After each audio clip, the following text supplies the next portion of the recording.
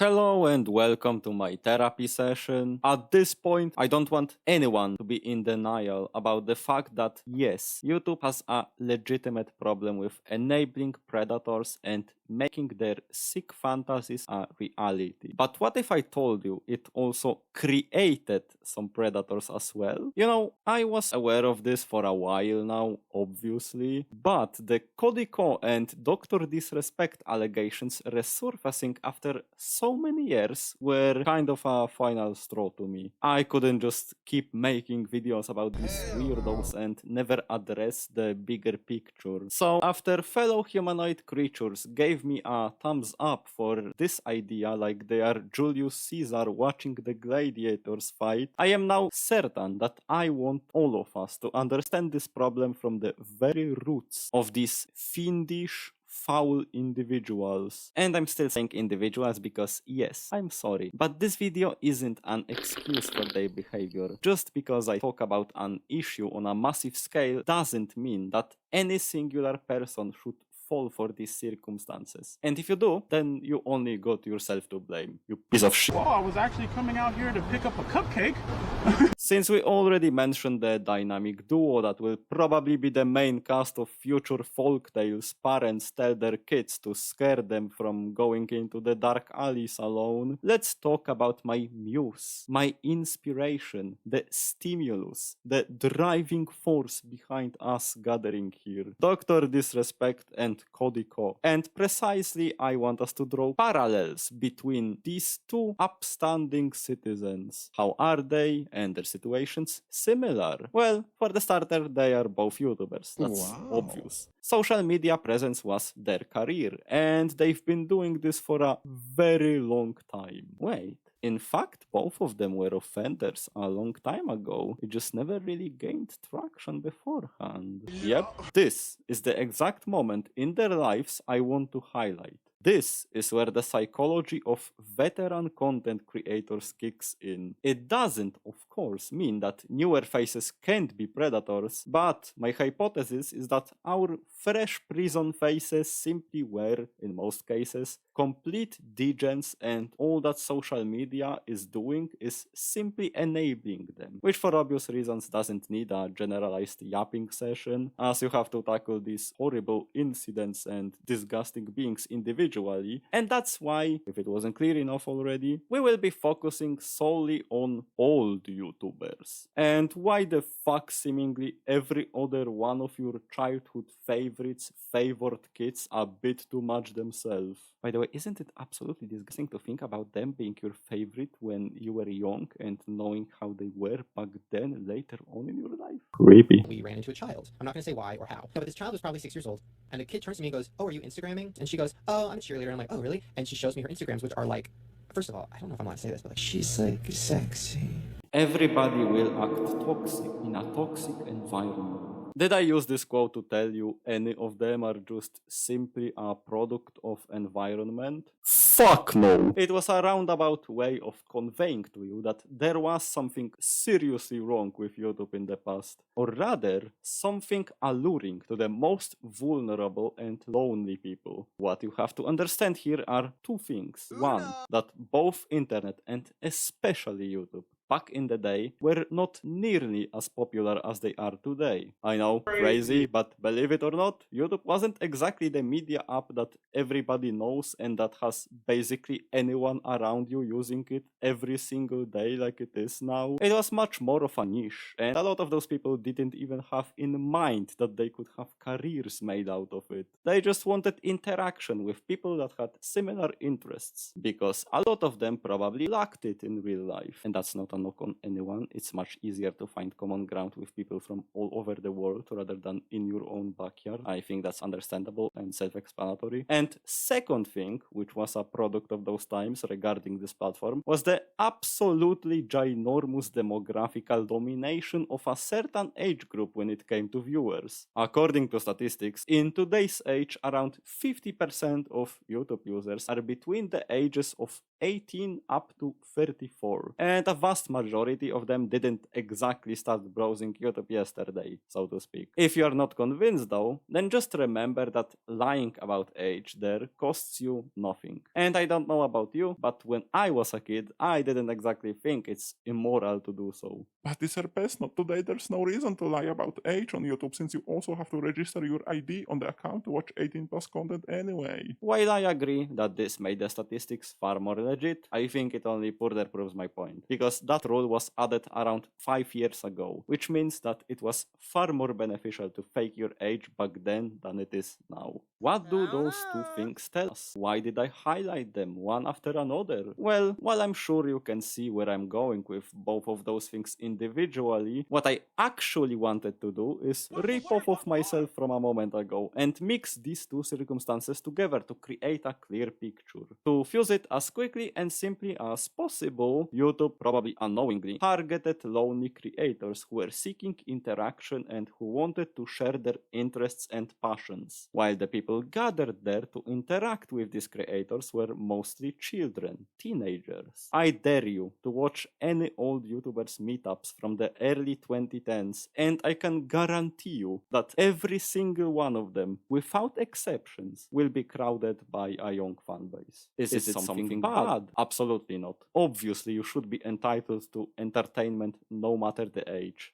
The problem lays within the offenders, not the victims. And while most psychologists and psychiatrists agree that having friends outside your age gap can be very much positive for both sides, what they were creating was never friendships. It's parasocial relationships, and sometimes even idolization. Idolizing people we see on the screen, read or hear about every single day was always a very common thing among younger audiences. Just ask your parents, guardians, grandparents, anyone older really. They all probably loved either some kind of a music band, a sportsman or an actor, but the difference between those role models and YouTubers was that the latter were just some normal, sometimes a bit antisocial people. Antisocial traits are one of the most common psychological characteristics amongst predators too. And that they thrived from interacting with the fan base all the time, not just during a concert or a game. After all, it suddenly became their life. They started getting big bucks and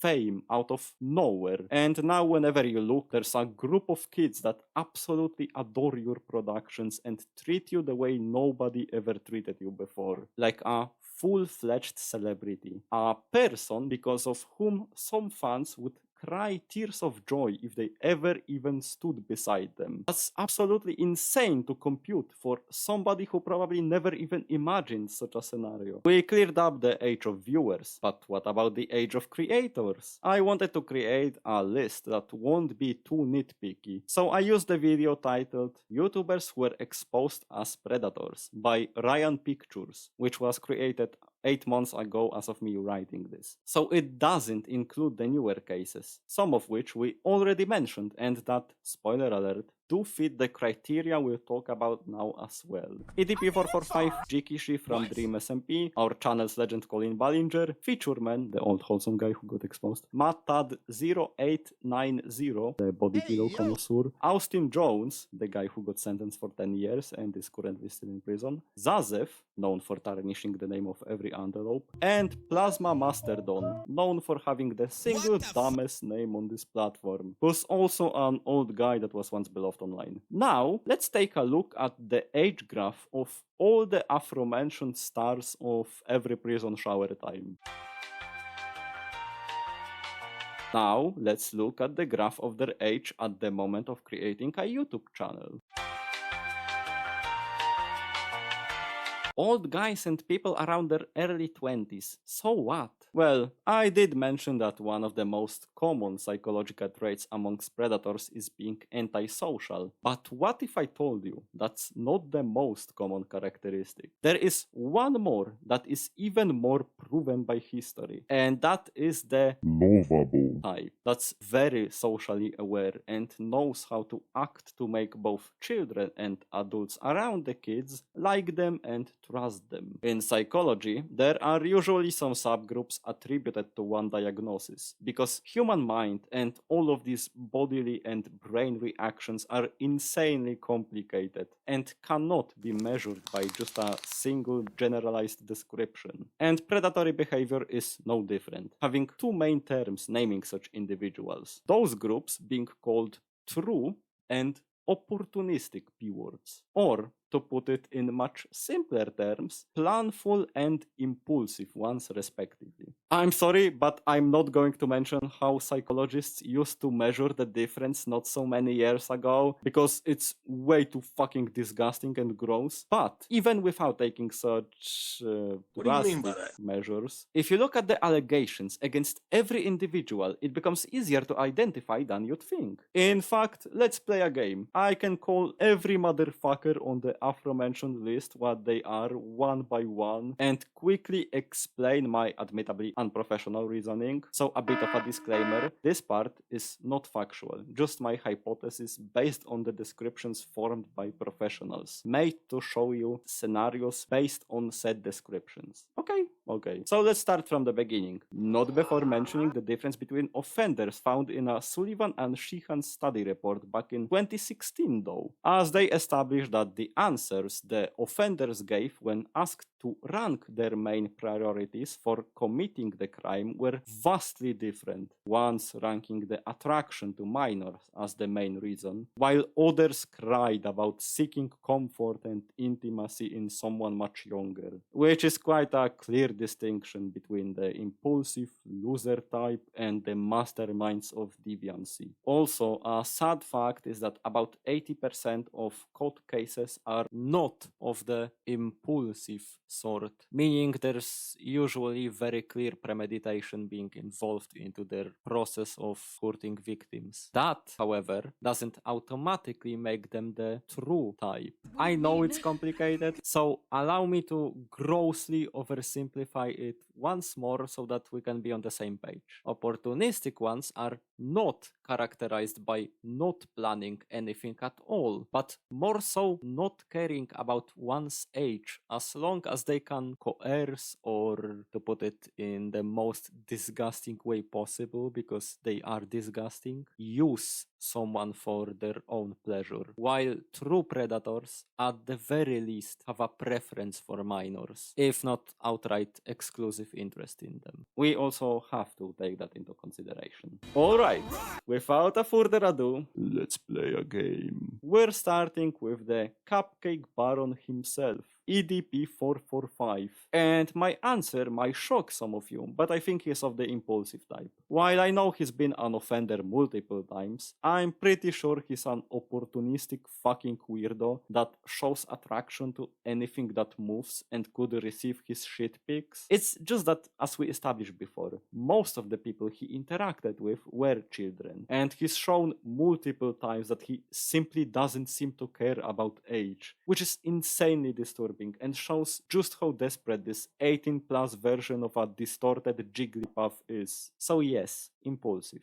Next on the line is Jikishi, the guy that got removed from Dream SMP 2 days after joining in because of grooming. And not only that, there's about 40 victim testimonies you could find about him basically the moment he joined this beloved by millions of children group of YouTubers. It's worth mentioning that, although that's when everything resurfaced, allegedly that Stranger Danger was doing it for years, even grooming one of the fans that were doing his stream highlights compilation into dating him when she was 14. He also confirmed these allegations to be true to Dream in their private conversation, so he's just a complete psychopath, fully grasping what he has done, most probably making him the true type of a predator. Colin Ballinger, known for playing on ukuleles and social standards, is most probably of the impulsive type, considering what we know. And don't worry, I know about her concerts, I know about her numerous chat logs, I made a video on her entire career, that you should watch by the way. And no, I don't believe her heart-wrenching song talking about how she was just dumb and didn't do anything wrong. Of course I don't. But still, I think her predatory tendencies were opportunistic,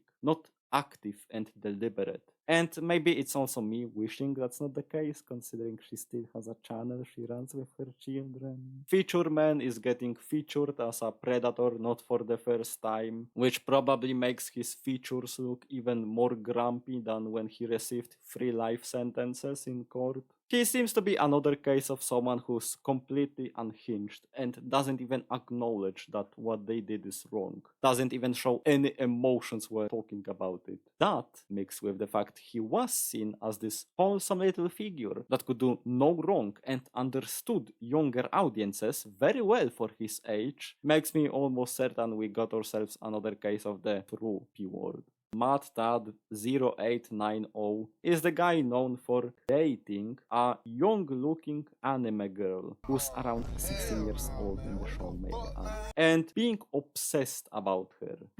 Yeah, I'm sorry, but I think he's just an opportunistic loser who tried to get with anyone using the clout he had from being an internet punching bag. He's obviously a full-blown predator like everyone on this list, but I'd say more of the impulsive type, since I have a suspicion he simply didn't care what age a girl interested in him would be. Austin Jones, the guy that has an intense workout session in the prison shower right as I speak, I would classify as a true kind of predator. And if you don't know why, then let me just say that he wanted one of his victims to make a video in which she would repeat the sentence I'm only 14. bunch of times. If you need anything more, then go look him up. I don't want to see this fuckface getting face fucked in the prison cell number 1. Zazev, the clearest example in the existence of this platform when it comes to YouTubers that simply never grew up. Zazev was known as a kid who had problems forming relationships with the opposite sex. And I think he's kinda the poster child of the predator problem within so many of the experienced creators. They were surrounded by younger audiences, lacked social skills in real life, and could find attention mainly, if not sometimes only, through interactions with kids. While we can't find that much about this case ourselves, since it was not an internet thing at all, judging by the profile of a hypothetical, highly probable character we just created, I'd say it's easily the impulsive type that got malicious because of pending frustrations and traumas. Last but not least, Plasma Masterdon, not least because all of them are worth one another, was charged as a sex offender for touching a boy, let's just say. Again, an old guy that was good at getting along with much younger people who built trust and then abused it afterwards. I'd categorize him as a true type of predator. As you can see, it's not that hard to distinguish these two types, at least on the surface level, with the limited amount of knowledge about these people that we have. And that's why my hypothesis is that yes, YouTube, especially the old YouTube, did create predators. And I don't mean just giving the platform. I mean they became the impulse for these highly frustrated man-child individuals. They created communities that first attracted a lot of desperate people seeking company and then gave those people power over the very same group that liked and idolized them. No, not this time. It's totally made up. Pure fiction. It's fiction. Chaga Conroy, which in my video about him I called Chuga because it was fun to call out his name like it's a Pokemon, is a big mistake on my part. And I don't mean that I'm his father or anything like that, no. It's just that his situation was something I got wrong, as even though I patiently waited for everything to settle, couple months later it turned out that one of the wannabe victims' testimonies was blatantly fabricated as a smear campaign against him. Or more precisely taken out of context. And this is something that I admitted to a couple of times in the comment section of that video, for example, and I own up to it. I always will. That part of the video is mostly wrong and I apologize once again for it. What I completely don't agree with, however, is the fact that people, including some YouTubers may I add, pushed the narrative of him basically not doing anything wrong, when he himself admitted that he did talk to a minor who was his viewer about pedo shit.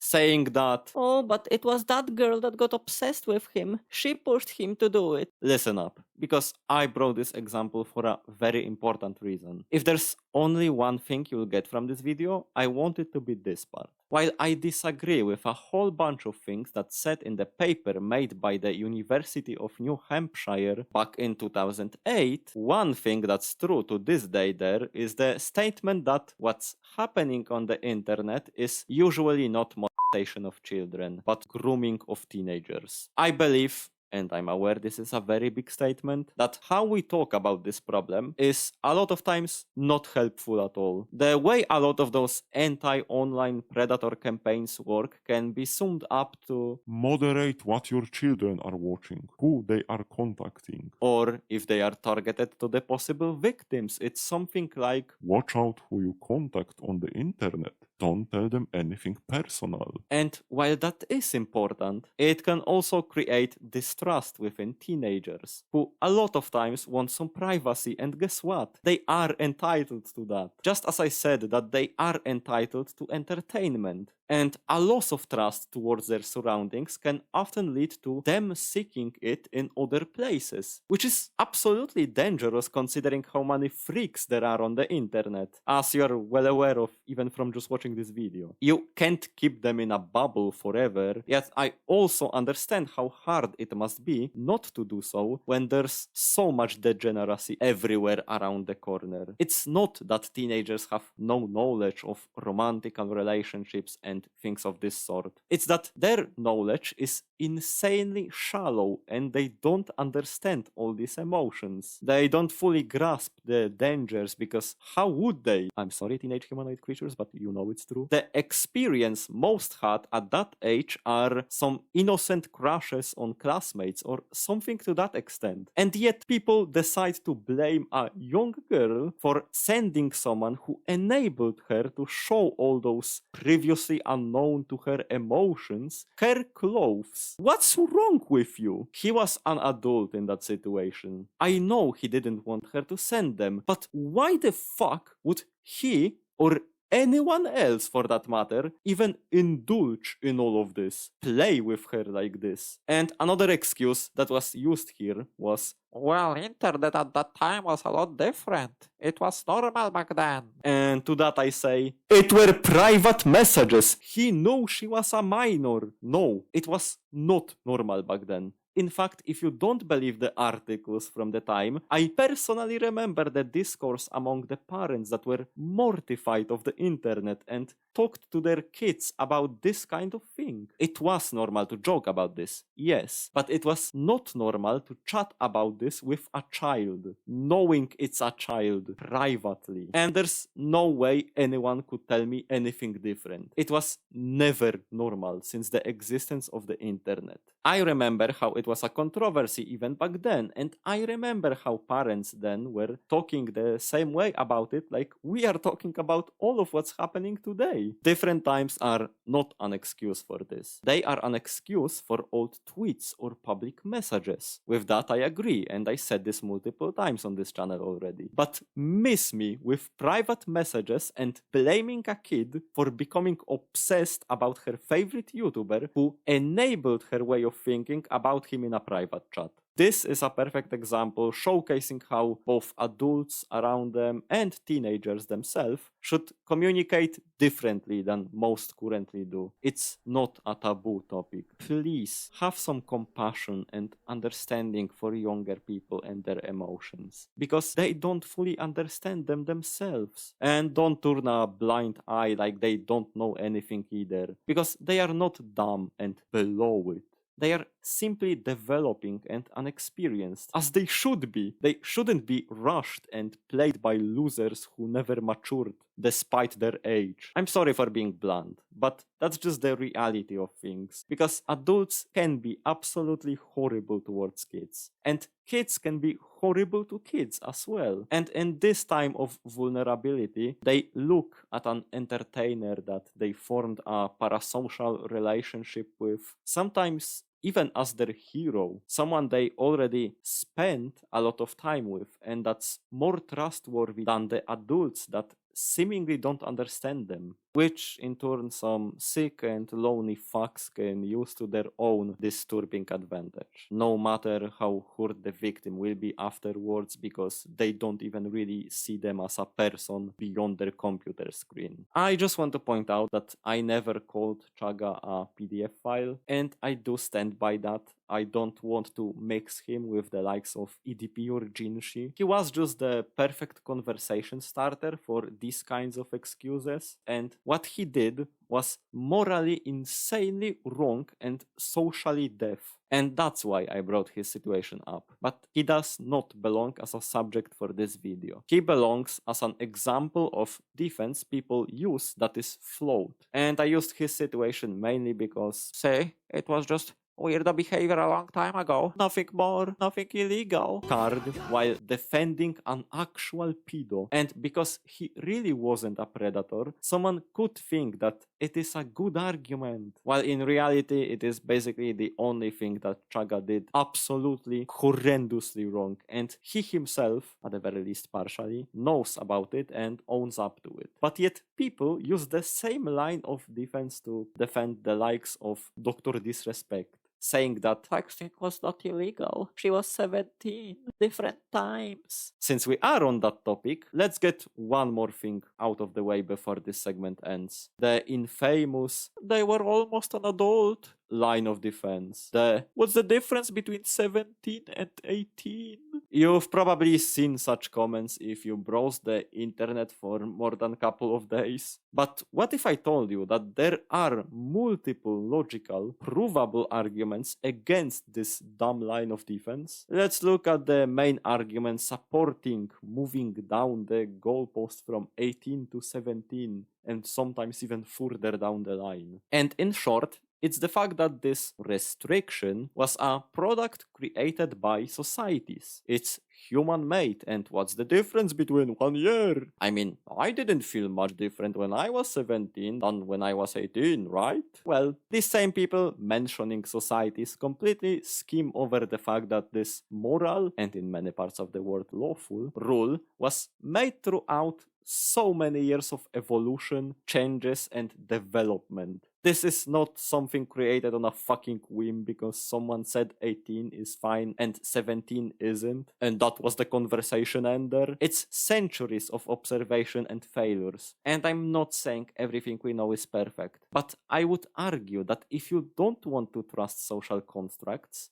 which I totally understand and even agree with, then you should actually up the age of consent instead of putting it down, so that you can have an actual margin of error instead of putting something that you consider uncertain at a point of even higher risk. Since technically, on average, you aren't fully developed until the age of about 25 biologically. But you wouldn't see them making that argument now, would you? If you ask me, and a necessary disclaimer that this one is just my own opinion based on things we know about anatomy and biology today, I'd say that the system isn't perfect. But I'm taking it in the opposite direction. I think that until about 25 years of age, there should be restrictions on how old can you be to, for example, be in a relationship with an 18-year-old. Because someone who's, let's say, 30, lives a completely different life, is at a completely different stage of functionality than someone who's still a teenager. And